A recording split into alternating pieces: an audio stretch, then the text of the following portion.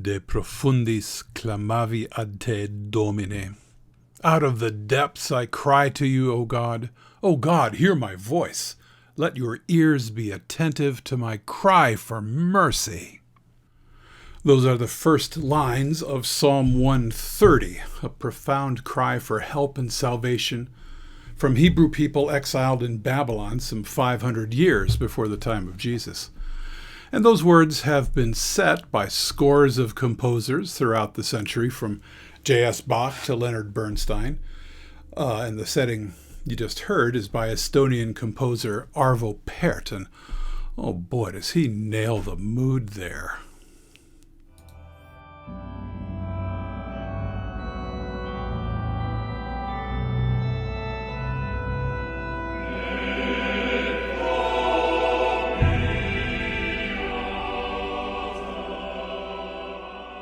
Now, why would I bring up crying from the pit on this sunny, warm spring day? It's really quite beautiful out.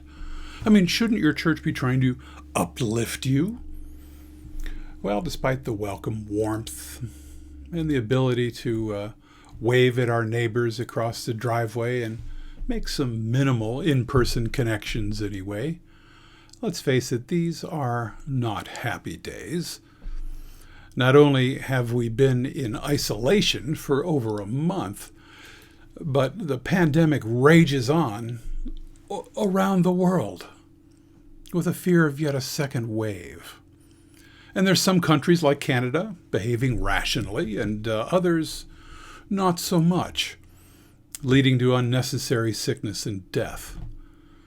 People we know and love are unemployed and suffering financially, emotionally, and just every which way.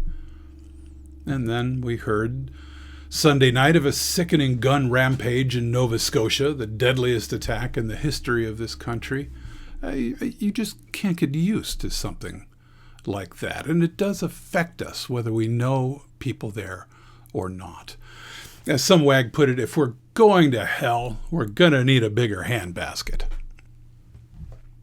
Well, that's true.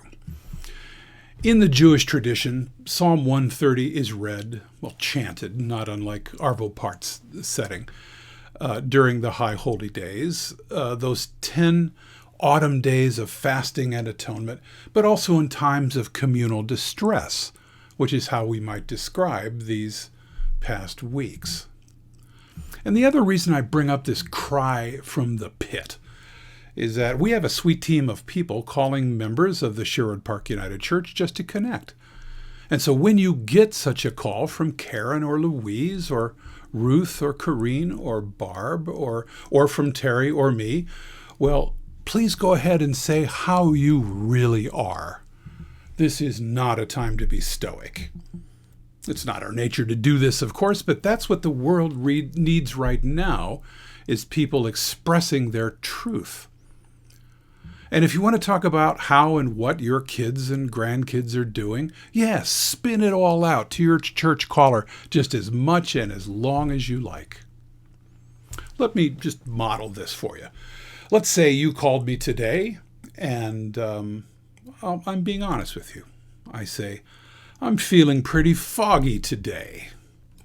Every thought, every act takes more effort than it used to. Like there's molasses in my head and in my arteries. I'm not sleeping too well either too much or too little. And I forget what day it is sometimes. The days either zip by or drag on endlessly. And pain is flaring up in weird places for no physical reason. And my daughters in the United States, while surviving, are not doing particularly well. And I literally feel their pain. I feel the pain of those who are suffering and grieving all over the world due to coronavirus or unexpected gun violence or loss of work. And I admit I mourn for my former country, for the failed pirate state that it's been revealed to be. And then you say, well, okay then, good to talk to you. Bye now. Well, there's a psychological term for these feelings, this fogginess, this feeling of working through molasses. It's called derealization. Means just like what it sounds, a disconnection from what used to be our normal lives. And it's all about anxiety and grief. We're all grieving, even if we've stopped watching the news and stopped looking at the magnitude of the mega death out there. So you can talk to your ministers about this and to your pastoral care team caller. But of course, there's somebody else that you need to speak to about all of this. It's the very one who Psalm 130 is crying out to. Prayer, and I'm using that word in its rawest form as talking to the Creator, talking directly to God. Real prayer is when we say who we really are. Not who we should be or who we wish we were, but who we are. All one-on-one communication with God begins with this gut-level primary speech. If we pray in this way, quietly, or if possible, right out loud, then an unbreakable connection begins to form with the one you're crying out to. The presence becomes very real. And we come to crave this connection, this revealing of truth about ourselves. We want to know this presence firsthand. We want to know with our entire selves, with our capillaries and nerves, our muscles, our blood, our five senses, our dreams at night, and the coincidences during the day. And we can come to this knowledge by crying out of the depths, de profundis.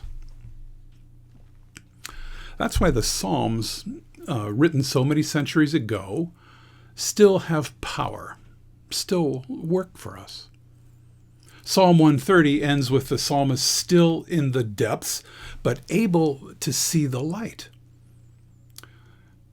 I wait for you, O God. My soul waits and trusts in your promises. My soul waits for you more than the sentinels who wait for the dawn, more than those who watch for the morning. For you are faithful love and generous redemption.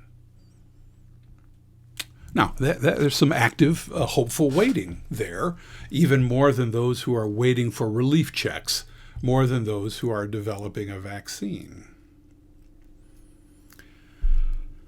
Well, one last thing. If you pour your soul out to God, however you conceive of God, is God listening to you? Or are you just talking to yourself? Well, and the question back to you, does it matter? Is there a difference? We're here on this grieving, bored earth to bring to consciousness, to bring to light everything that's in the shadows. So, let it rip. Not only to your church caller, but to God's divine self. And wait for redemption. Wait even more actively than those who watch for the morning. Here's Psalm 30 sung, and that'll take us out.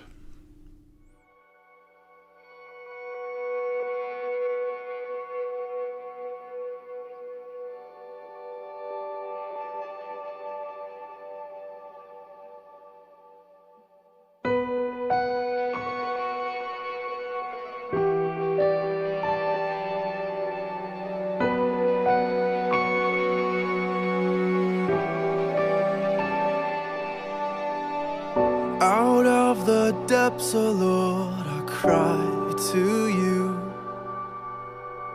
When I am tempted to despair, and though I might fail to trust your promises, you never fail to hear my prayer.